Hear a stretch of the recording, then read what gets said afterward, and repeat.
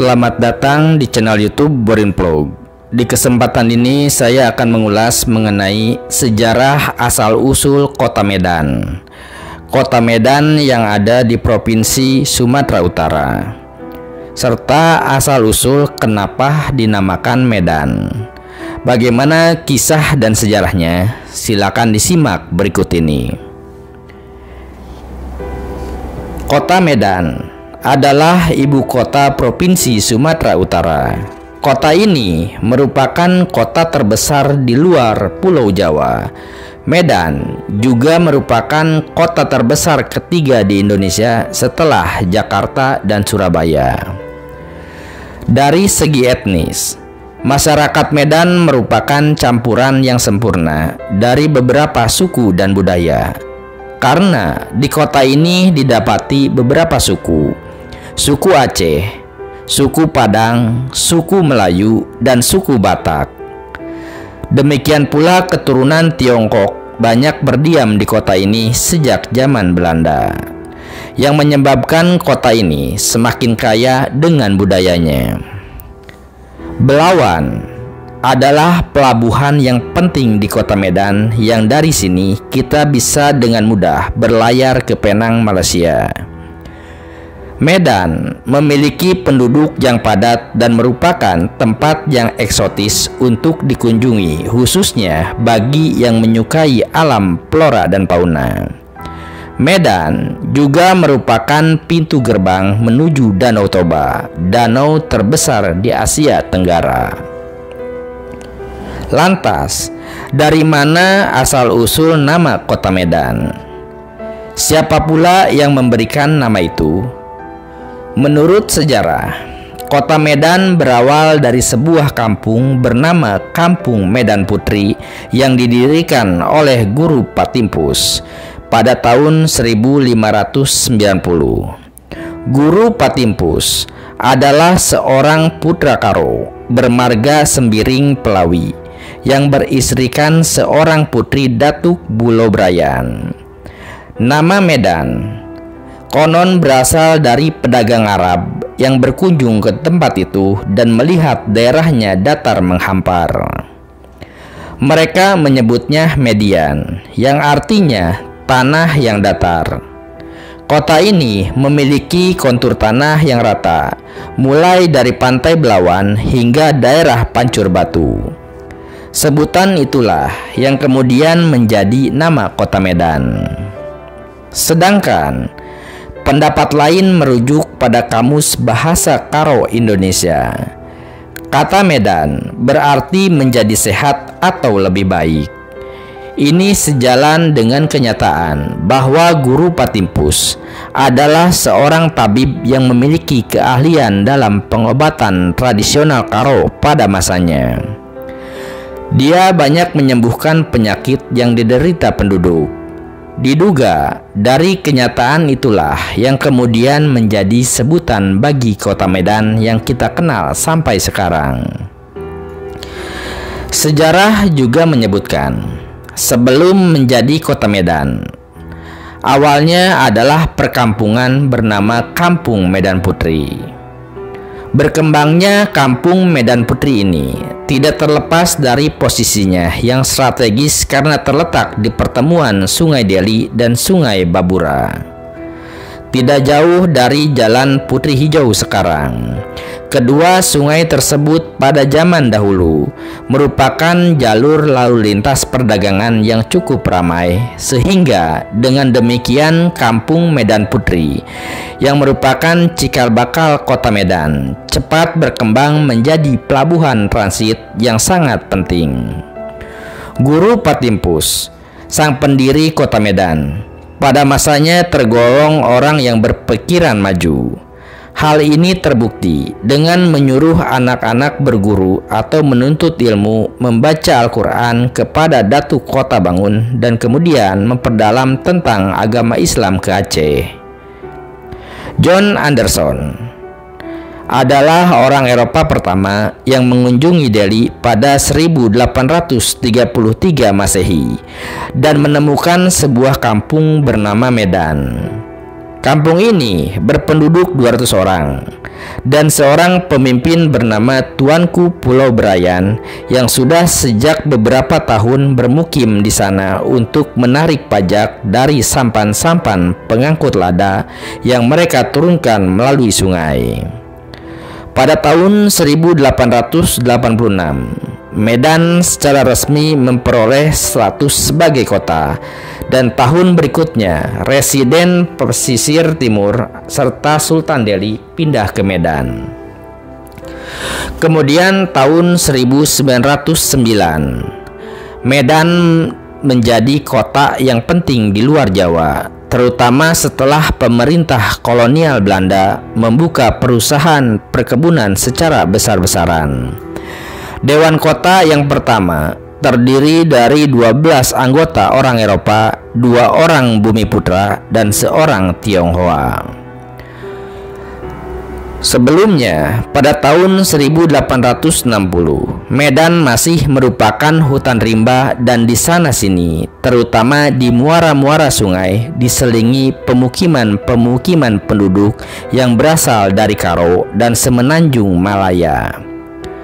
Lalu pada 1863, orang-orang Belanda mulai membuka kebun tembakau di Delhi yang sempat menjadi primadona tanah Delhi. Sejak itu, perekonomian terus berkembang sehingga Medan menjadi kota dan pusat pemerintahan dan perekonomian di Sumatera Utara. Jauh sebelumnya, pada sekitar 1612, setelah 2 dasawarsa berdiri Kampung Medan, Sultan Iskandar Muda yang berkuasa di Kesultanan Aceh mengirim panglimanya bernama Goncah Pahlawan yang bergelar Laksamana Kuda Bintan untuk menjadi pemimpin yang mewakili kerajaan Aceh di tanah Delhi. Goncah Pahlawan membuka negeri baru di Sungai Lalang, Percut, selaku wali dan wakil Sultan Aceh, serta dengan memanfaatkan kebesaran Imperium Aceh, Goncah Pahlawan berhasil memperluas wilayah kekuasaannya sehingga meliputi Kecamatan Percut Seituan dan Kecamatan Medan Delhi sekarang. Dia juga mendirikan kampung-kampung Gunung Kraus, Sampali, Kota Bangun, Pulau Berayan, Kota Jawa, Kota Rengas Percut, dan Sigara-gara. Di akhir abad ke-19 dan awal abad ke-20, terdapat 2 gelombang migrasi besar ke Medan. Gelombang pertama berupa kedatangan orang Tionghoa dan Jawa sebagai kuli kontrak perkebunan. Tetapi setelah 1880, perusahaan perkebunan berhenti mendatangkan orang Tionghoa karena sebagian besar dari mereka lari meninggalkan kebun dan sering melakukan kerusuhan. Perusahaan kemudian sepenuhnya mendatangkan orang Jawa sebagai kuli perkebunan. Orang-orang Tionghoa bekas buruh perkebunan tersebut kemudian didorong untuk mengembangkan sektor perdagangan. Gelombang migrasi kedua ialah kedatangan orang Minangkabau, Mandailing, dan Aceh. Mereka datang ke Medan bukan untuk bekerja sebagai buruh perkebunan, tetapi untuk berdagang, menjadi guru dan juga ulama. Pada zaman penjajahan Belanda, orang sering merangkai perkampungan Medan dengan tanah Delhi sehingga menjadi sebutan Medan Delhi. Ketika itu, wilayah tanah Delhi mencakup dari Sungai Ular Deli Serdang sampai ke Sungai Wampu di Langkat. Sedangkan Kesultanan Delhi yang berkuasa pada waktu itu, wilayah kekuasaannya tidak mencakup daerah di antara kedua sungai tersebut. Berdasarkan hasil penelitian Van Hissing pada 1900 Masehi dan Piren pada 1910, disebutkan bahwa jenis tanah di wilayah Delhi terdiri dari tanah liat, tanah pasir, tanah campuran, tanah hitam, tanah coklat, dan tanah merah. Selain itu, juga ada tanah liat yang spesifik. Tanah liat inilah pada waktu penjajahan Belanda merupakan tempat bernama Bakaran Batu, sekarang Medan Tenggara atau Menteng. Di sini, orang membakar batu bata yang berkualitas tinggi dan salah satu pabrik batu bata pada zaman itu adalah Delhi Clay. Ketika Nusantara dijajah Belanda selama 3,5 abad, kaum kolonial ini mendapat tantangan keras tatkala hendak menguasai tanah Delhi dan kota Medan. Mereka mengalami perang di Jawa dengan Pangeran Diponegoro sekitar 1825 hingga 1830. Sedangkan untuk menguasai Sumatera, Belanda juga harus berperang melawan Iskandar Muda Aceh, Kisar Bangun Sigaramata di Tanah Karo dan Aceh, Imam Bonjol di Minangkabau, dan Raja Sisimangaraja ke-12 di daerah Tapanuli. Di masa kemerdekaan Republik Indonesia, terutama sejak 1950, Medan telah beberapa kali melakukan perluasan areal dari 1.853 hektar menjadi 26.510 hektar pada 1974. Dengan demikian, dalam tempo 25 tahun setelah penyerahan kedaulatan, kota Medan telah bertambah luas hampir 18 kali lipat. Sebutan Medan Delhi pun tidak dipakai lagi. Orang hanya menyebut Medan saja. Alhasil, Medan kemudian berkembang sebagai kota besar yang bukan hanya menjadi kebanggaan Sumatera Utara, tapi juga bagi Indonesia. Sekarang, Medan sudah menjadi kota metropolitan yang hampir sama ramainya dengan Jakarta. Medan pun menjadi salah satu kota tujuan wisata bagi banyak turis lokal maupun mancanegara. Di kota ini memang banyak objek wisata yang sangat layak dan menarik untuk dinikmati. Di antaranya, yang utama adalah Istana Maimun, yakni istana peninggalan Sultan Delhi Ma'mun Ar-Rasyid Perkasa Alamsah. Istana ini dibangun pada 1888 dengan arsitek dari Italia. Luas istana yakni 2.772 meter persegi dengan jumlah ruangan sebanyak 30 kamar.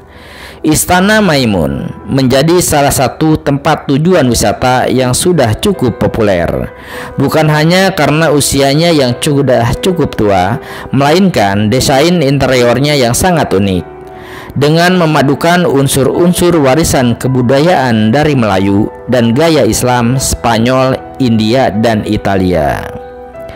Kemudian ada Masjid Raya Medan. Masjid yang nama aslinya adalah Masjid Raya Al-Masun juga menjadi salah satu warisan dari Sultan Delhi dari Sumatera Utara.